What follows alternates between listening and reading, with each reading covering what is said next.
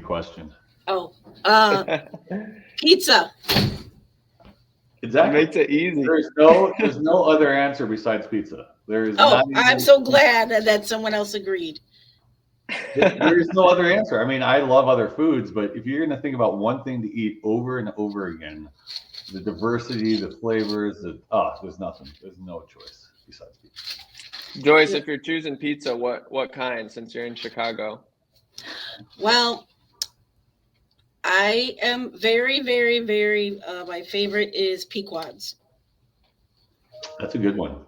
That's one with the burnt like cheese crust, right? Yes. Well, yeah. And actually, one of our vendors used to work at Pequod's, so he did tell us how they got the caramelized crust, and it is by adding the cheese. But I found it by default because my brother was coming in town from Atlanta, and he loves Gino's East, but they weren't going to be open the time that he was coming in.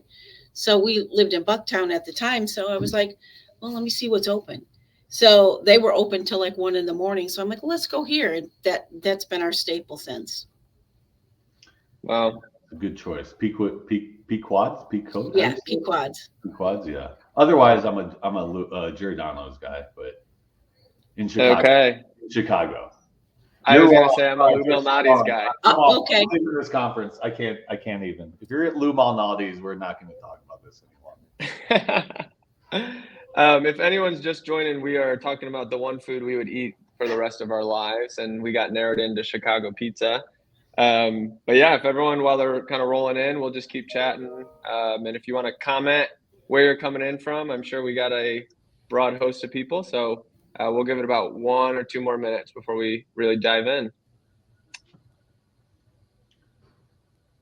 Dustin, is there any Chicago pizza in Denver, or is it?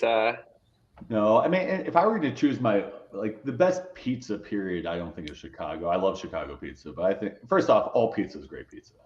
Domino's is good. I don't care. All pizza is good pizza. But I'm more, the highfalutin. I like the brick oven, wood fire. Yes. I like that kind of stuff. Would be if I had to pick one. But I am indiscriminate when it comes to pizza. No. Yeah.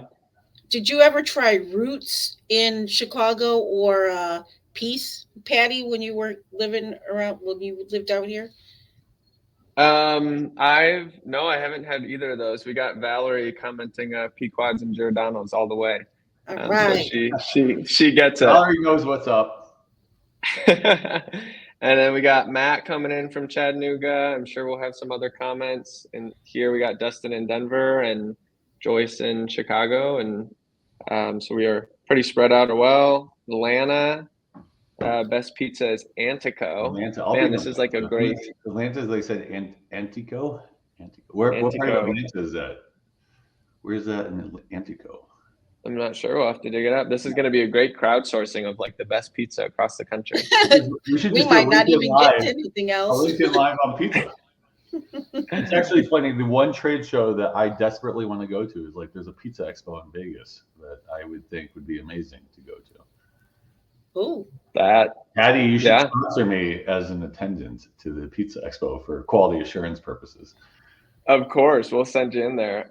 Tiffany's coming in to stir the pot. Right, Tiffany's wrong. Tiffany, I apologize, but you're incorrect. Great. Well, I think we can jump in. We got a couple minutes after.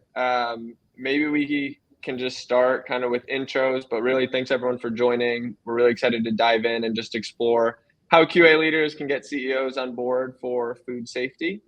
And then if you want to be kept in the loop about future events, there's a link in the comments there. And then as we're diving in, like I said, comment where you're joining us from. And then if throughout the conversation you have any questions you want answered, please share them in the comments. We'll spend a lot of time on just audience Q&A as the discussion continues.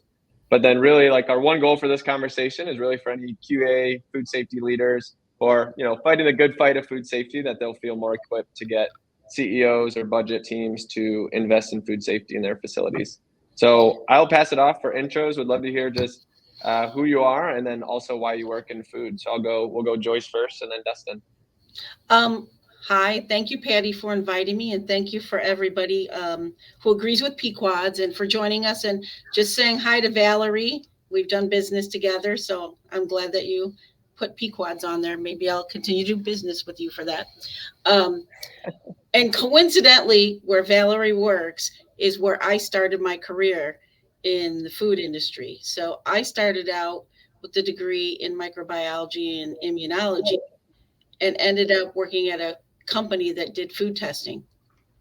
So I never thought I would be in food testing. And then through working in food testing, we test for microchemistry, but I mostly did micro, and learning about the parameters of these food products and, um, pH and things like that, water activity, what can promote growth, what can't, what inhibits growth, was very interesting to me. So I ended up, I'm tired of the lab. I think I want to work at a food company. I ended up working in labs at food companies. And then I ended up getting a little more curiosity. So I started delving into the quality and food safety. And I've been in the industry about over 20, 25 years.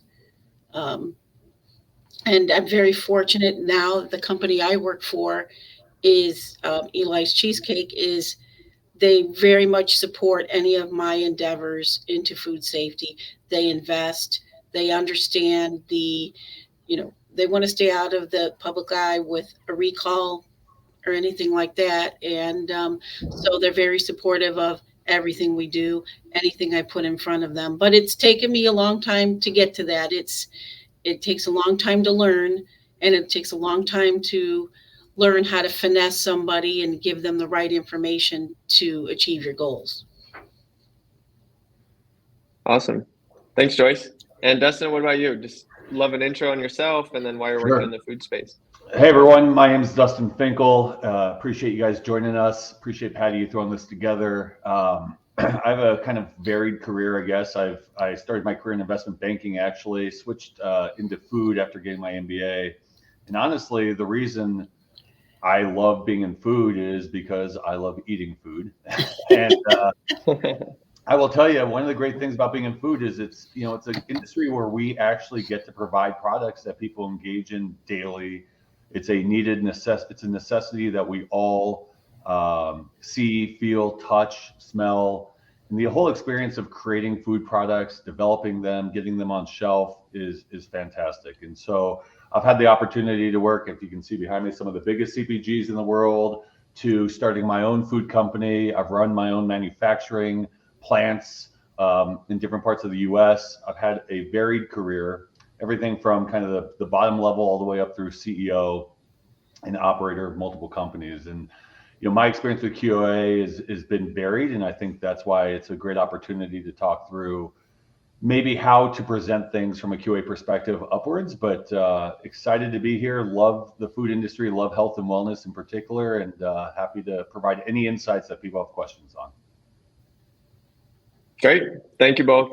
For me, my name is Patty. I'm the CEO at Alera, and we work with food companies to go digital with their QA documentation and then automate supplier management. And for me, I'm in the food industry because I have a food allergy. So I've had multiple reactions and gone to the hospital, and then really wanted to work in a space that I realized that affects all of our lives. So that's kind of how I ended up in the food space and get to work with awesome people like Joyce and Dustin. Great. Well, we will jump in then and kind of just start with really identifying like the struggles that QA might have or food safety with getting CEOs to invest in food safety. So maybe Dustin, we'll start with you. What are the struggles you see that QA leaders face from the CEO's perspective? Yeah, I mean, I think it's unfortunately, like many things that we spend money on, a non-revenue generating part of the business, right? And it's seemingly something that creates an expense, a frustration. It's like, oh, we have to do that. It's part of the job. And I'm not degrading it in any way, shape, or form. And I'm very well aware of the importance of food safety, and I take that very seriously. But it's also not the first place you're going to look to spend a dollar, right? I think all of our jobs, even if you're at a nonprofit, but especially those of us in for-profit businesses, are looking to maximize our sales. We're looking to maximize our growth. And especially if you're at a smaller company where budgets are tight and growth is paramount and driving sales is critical, getting investment into the company. It's not sexy to put on an investor deck, hey, we're going to use 50% of the fees for QA, right? That's not going to necessarily drive investor engagement. They just expect that to be part of the job. It's part of something that we do. And one of the things that I highly recommend, and I'll kind of scratch the surface and we can dig in more as we go on, but is you need to present things in ways that make sense to the executive. And here are kind of a few bullets, and I jotted them down, so I'm going to write them down. But one of the things is aligning the QA world with the business objectives of the company. So I'm going to use Joyce as an example. Let's pretend Joyce worked for me in QA, and she's like, hey, I need QA help to reduce this issue, and I'm struggling with too much paperwork, and I'm having all this. I'm like, yeah, I get it. I'm sorry, do the best you can. Whereas if Joyce comes and says, hey, here are the goals you've stated for the company, and if I do X, Y, Z, it will enhance the success of those goals, and I will quantify that for you. That's going to resonate a lot more effectively than Joyce coming to me and saying, we have too much paperwork. It's a pain in the ass when the SQF audit comes in here. We're going to spend files. I need to hire somebody. It doesn't resonate. And that goes across all functions, frankly, when they present to me. But I think especially with QA, it really helps to make sure that you focus on selling the business objectives. I want to hit on the quantification piece. And this is especially true with me, but I think with most CEOs or CFOs, it's very important to quantify the benefit. So I talk about this again across all parts of the business. Quantify the benefit to the person you're selling to. Even if you want to, and this again goes across other parts, but let's say you want to hire somebody. Well, all I hear is, okay, that's going to cost me 60 grand a year or 80 grand a year or 100,000 grand, whatever that employee is going to cost. And I'm like, God, that's money I could put elsewhere. How is that going to bring money to the bottom line of the company? And there's ways to really effectively think through that, and I can get into examples later, but quantify the benefit. And then the other one I'll stop with for now, at least because there's 1,000 others, but is how can this help with the innovation and innovative nature of the company? How can you make sure, again, this goes back to business objectives. If I want to launch new products, I want to grow a certain division of my company, I want to do X, Y, Z. How is the work in QA? How are the changes, the opportunities you're bringing me going to impact the success of those initiatives? Again, quantifiable versus what happens mostly, and I hear this again, I'm not just picking on QA, but this happens across multiple departments and companies I run, which is, I want to do X because it will help, and usually there's a little bit more to it. I'm like, great, there's a lot of things we can do versus, I want to do X, here's the benefits to the business objectives, and here's the quantifiable benefits to the ultimate bottom line. If you can express it in that language and in that framework, it's going to have a much higher success of engagement and then talking through what needs to happen to sell that in. So that's kind of the high level perspective to start with. Great. Yeah, that doesn't sound so scary when you put it out like that. I'm glad to hear that. And Joyce, what about you? What are some of the struggles that you see QA leaders face, maybe earlier in your career, just from the QA perspective? What are some of the frustrations there? Well, throughout my career and early in my career, it's, you're new, you're trying to understand, but some of the challenges, either you don't have enough resources, you don't have the right equipment to do things. And that's not just, a water activity meter or, a titrator I'm talking check weighers, metal detectors, the right things. Those cost a lot of money. So, not having the resources to do COAs and things like that. So I've had to, and I also handle sanitation at our company and at many companies. So there's a lot under the umbrella of QA food safety. So when I see that the company is expanding, I don't want to just say, well, just because we're expanding, I want to hire more people. I have to, as Dustin said, quantify. Okay, well, with us expanding, we'll have to do more cleaning, and we have this short time frame to do it, and we also have to increase our budget for chemicals. I've had an experience where we added a whole new complicated piece of equipment that required 2 additional people to clean for sanitation, but 2 people to monitor it because you had to measure the pressure. and make sure that we were in spec with some of those things. And I would have to, quantify, well, if we don't do this, then we're not going to be clean. We're not going to pass our swabs. We're going to have auditors come in here and look for these records, and we don't have them. That's not good for us. And, just not having enough people to do the resources. One of the things that, if I feel like sometimes you get overwhelmed with, because QA people know that we all just want to do a good job, and we're going to take on as much as we can because we want to do the right thing. And I know there's a lot of people out there who in the QA food safety that have that. And so we're going to take on everything we can till we finally are just like, whoa, this is a little too much. And I've put it out there in perspective. Well, I can do, well, pardon the term, I can half-ass something or I can whole-ass something. And if I'm doing 50 things, I'm not doing them effectively. I need the right person to do this so that we can manage what we need, so we don't have a regulatory agency come in, so we don't have customer complaints. One of the things when I'm trying to get a program or additional resources is I actually utilize metrics, and I look at foreign material issues that we have we quantify that throughout in the plant. But I also quantify it. Okay, what were our customer complaints? What types are they? Food safety, quality.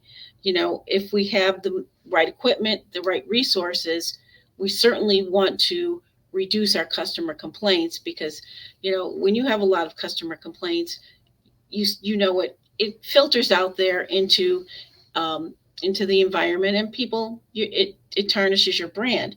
So I also feel like I'm a brand protector, and I'm constantly looking at risk, because I don't want to risk anything to the company for food. You have to think about food defense, food fraud.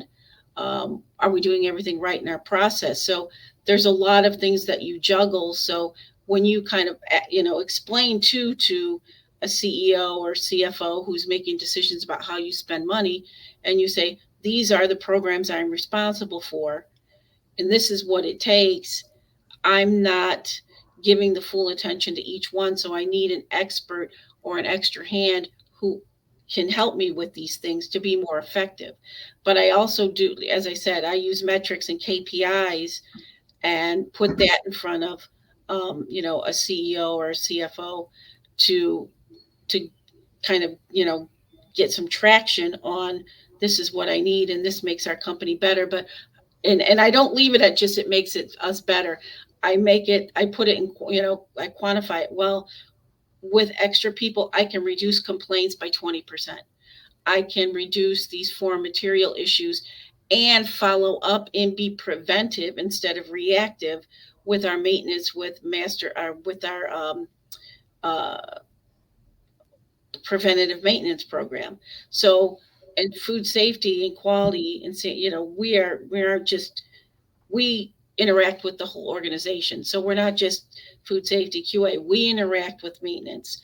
If we see these trends in foreign material, then we're going to talk to them and say, hey, there's things coming off this equipment that we need to fix. So let's work on the preventative maintenance program so that we can improve the efficiency, because less breakdown on equipment means you're producing more.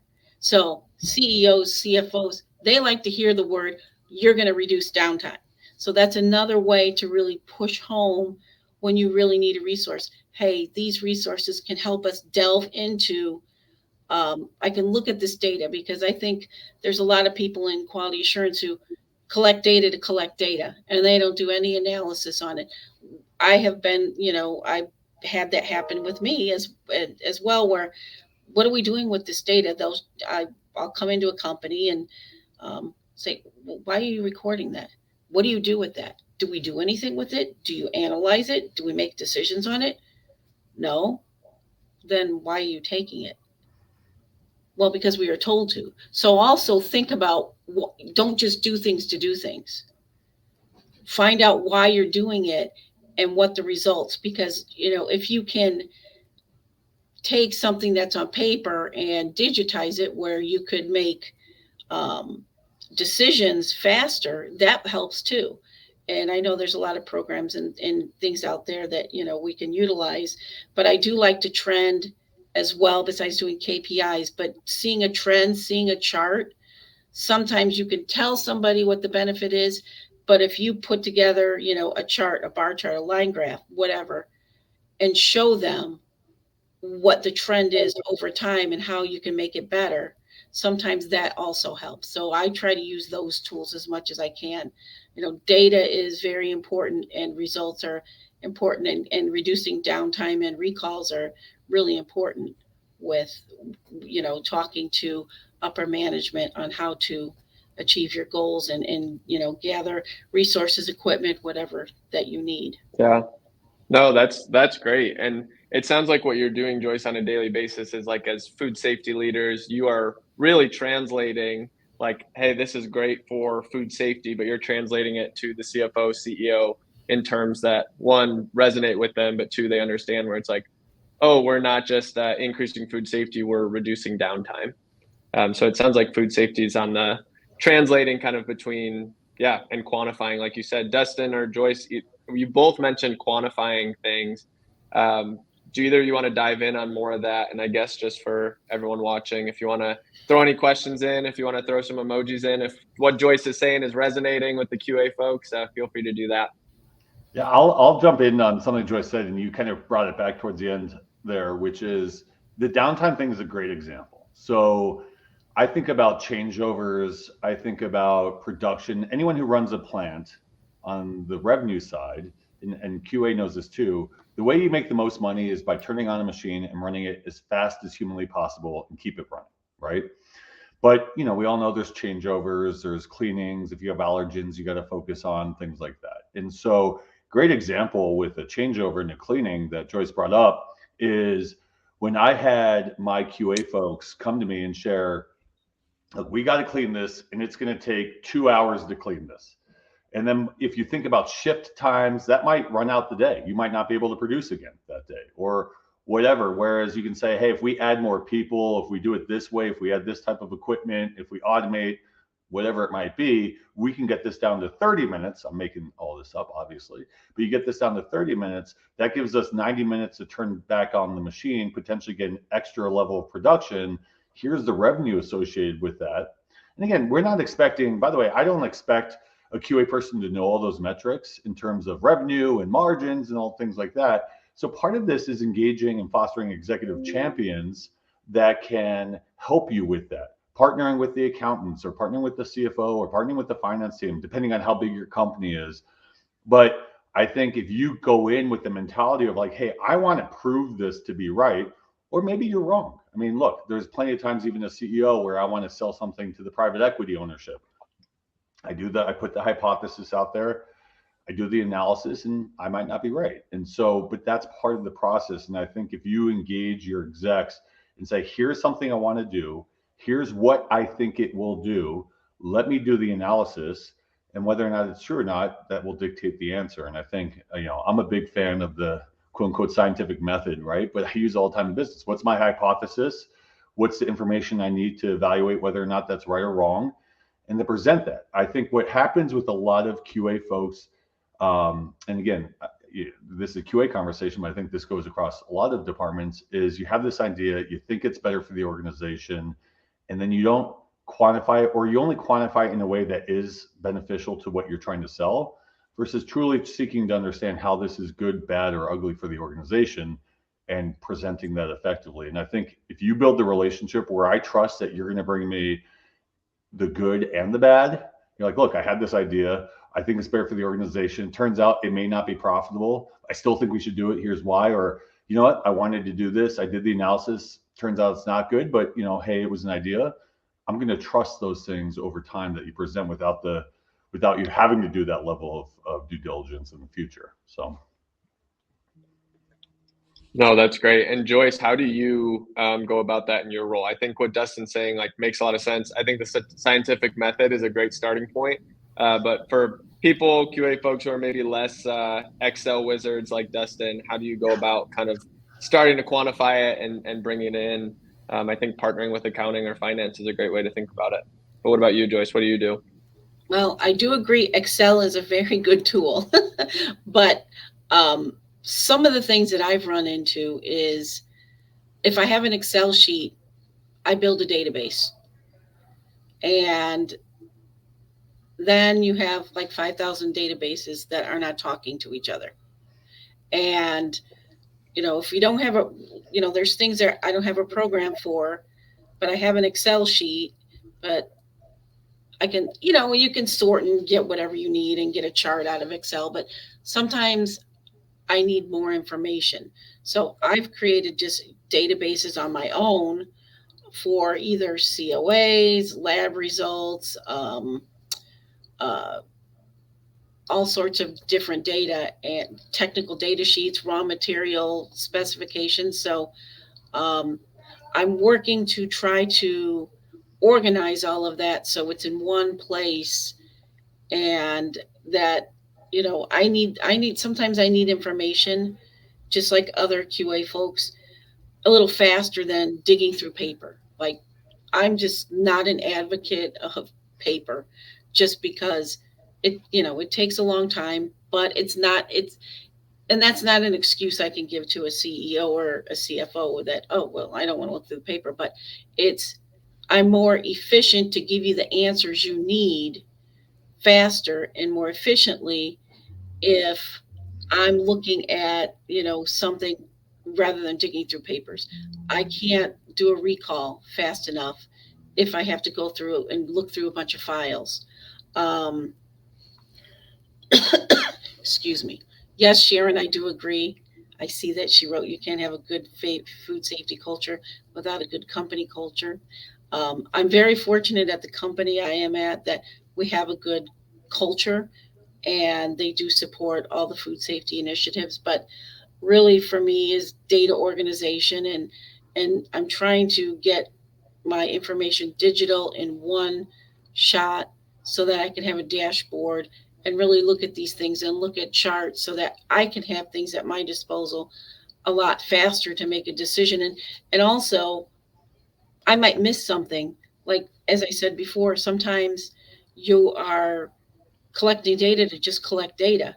Now, if I'm putting in an Excel or another mechanism, or a program, um, then maybe that data I wasn't looking at, I'm able to trend now, and maybe it's telling me something that I should have known a long time ago to improve the organization, to improve a process. Maybe we're doing something wrong. Maybe we have a faster way to clean things so that we don't have downtime and a really long changeover. So I might be missing something by having all this paper that I have to look through. So if I'm looking at an Excel sheet and access something that trends, I know there's other programs out there with like Power BI and things. I'm not proficient on that, but I am working with Patty with his program to help my company become much better at reacting. Well, not reacting, being proactive, and taking initiative. Because unfortunately, in the food safety quality, you're sometimes you're reactive, and you're just constantly. If you're older, you understand what I'm saying. If you're not, Patty, you might not know what I mean, but with your Wonder Woman bracelets, constantly putting them up, trying to, oh gosh, I have this going on. You're constantly doing that. You're reacting.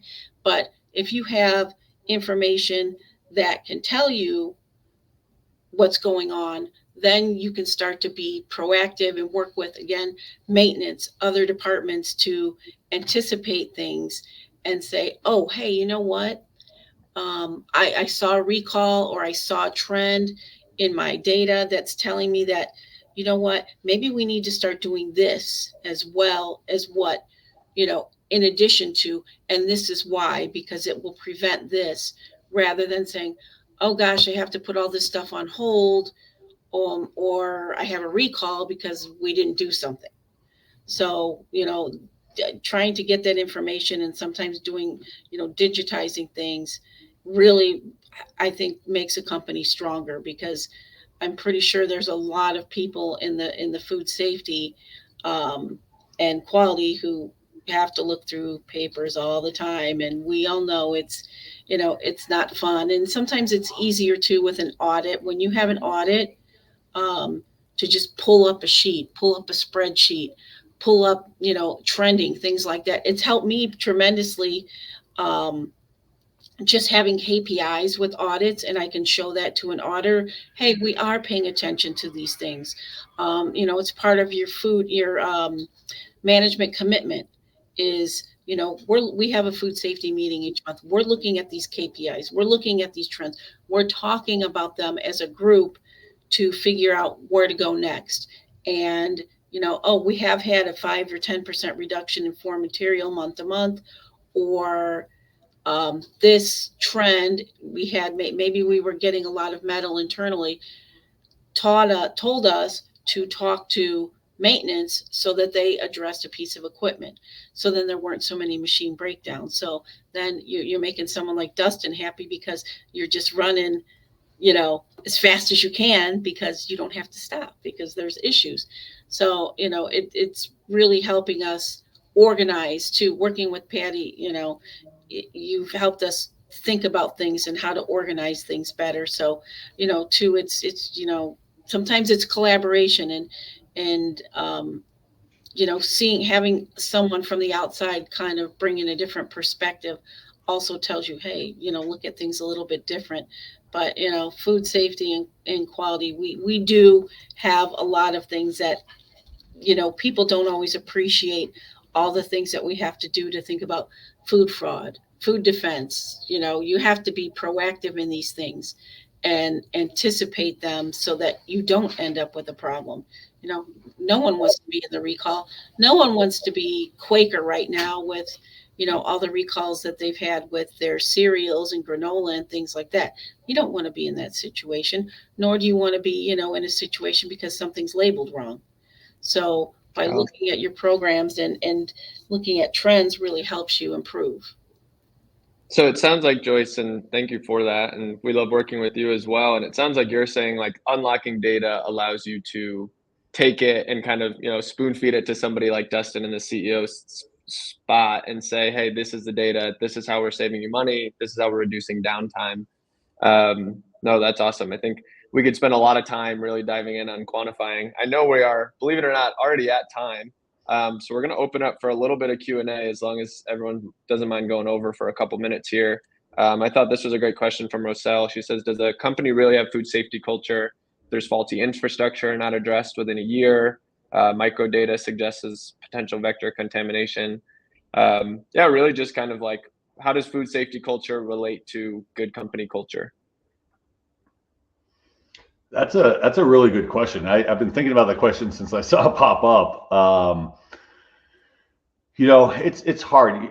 I will tell you from my experience, I can say all the things and push these issues, and you can have, what you have. I think this is where a great, just to be, not to offset this to QA, but I think having a really awesome QA manager who is part of the culture is huge, because what I found is, as a CEO, I can say, look, it's really imperative that we do this, and here's why it's important. And, I try and sell the message that the people on the line and the company is ultimately responsible for the product. Like, I come up, with these strategies and whatever, but I'm not the one making the product. I'm not the one really touching the food and engaging it and making sure that it's delivered appropriately and clean and safe and all those types of things. And, we can say all the things we want. I think what I have seen work really well is when the QA leadership and personnel are partnering with the people on the lines and the factory workers, versus what I've also seen as QA is seen more as like the enemy of the factory, right? And there's a contentiousness there. And so that's the first thing is I think this is part of the hiring process, and part of building the culture is trying to find awesome QA people who can be partners to that. And I found even bringing people in from the factory lines to be part of the QA team, almost as like a relationship manager, can be very effective there. Second, though, I mean, to her point, I think if there is a consistent issue, so if I'm running a smaller manufacturing facility in a plant, Yeah, I mean, you might, just to be honest, you might put masking tape on things to start, right? Because you're just trying to see how you can get away with lowest cost, cost benefit analysis.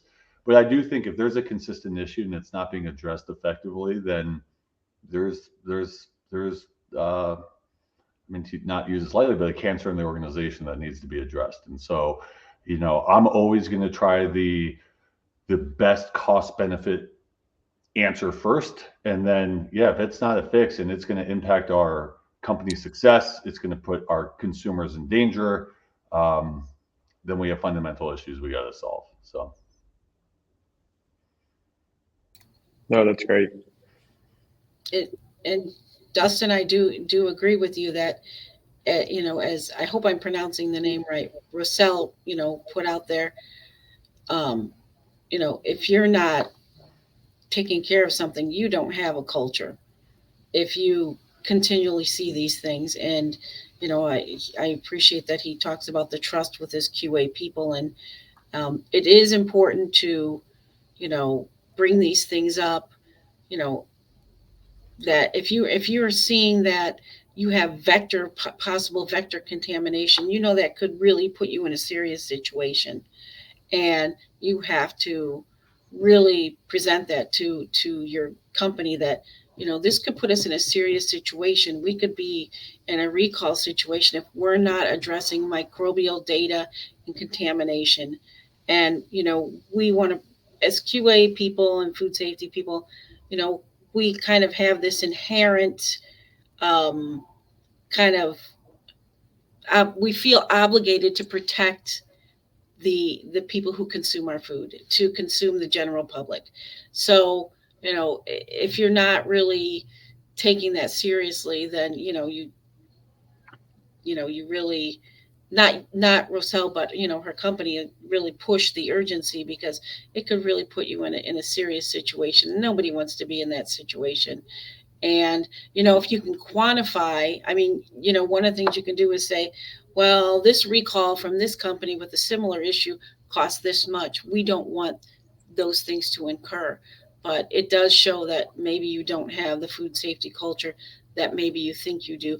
And I know part of the SQF audit is they do look at the food safety culture, and maybe kind of look at that. And there are some resources that the book from what is his name? Oh my gosh, Frankie Ennis. That also talks about food safety culture. But just make sure that you can get the support on those kind of things. One thing to add, though, I will say this, and this is the hard part, Joyce, where I think it's a real struggle, is God forbid you never have to go through a recall or a substantial issue. It's like, oh, that happened to them, it will never happen to us. It's like being a teenager, right? Like a recall could happen, but it's not going to happen to us. Or like, and I also think it depends on what you're selling in food in particular. I've worked in pharma, food, there's different levels of risk. With my company, Kapop, as an example, like allergen issues could certainly happen, but worst case scenario, you might make somebody sick. I mean, I didn't think we typically, we're not going to, God forbid, kill anybody with an issue. And those things I think do matter. But this again is how you present to your CEO or your execs, is finding the language that does resonate. If they're fear motivated, maybe the recall language will work with them. If they're not fear motivated, then I think ultimately it might be thinking, again, focusing on the proactive benefit to the company's strategic objectives versus the fear. Like fear things, just to be honest, wouldn't really work on me. Not because I wasn't worried about them, but I would kind of think about things, again, how do they proactively benefit the company moving forward than the risk of something we already did. So that's just another way to think about, also, this is just human psychology, is understanding the person you're presenting to, how they think about the world, and then articulating it in a way that would make sense to them. And again, forget the quantifiable data for a second. In a big or small company, if you're going to present to anybody, and this is something I always do, is figuring out, talking to others who have presented to that person effectively, what works. Because there are plenty of CEOs potentially who could care less about quantifiable data, which is a mistake in my opinion, but it is what it is. I think if you go to someone's like, hey, what works on Dustin? What works on Joyce? What works on Patty? And then they'll tell you like, hey, he or she will respond to this type of language, this type of analytics, blah, blah, blah. That's also an effective way to just present in general many different facets of your what you're trying to sell or get across the desk. Absolutely. And it sounds like as we kind of wrap up here, that, food safety in a lot of ways is the conscience of the food organization, and it's their responsibility to bring that to the executive team. Well, thank you so much, Joyce and Dustin. I think we will call it there, but thank you so much and hopefully everyone that watched kind of has some more tools in their toolbox to get CEOs on board with food safety. So thank you. Thank you. Thank you, Patty. Thank you, Dustin. Of course. Thanks. Bye. Bye. We say now.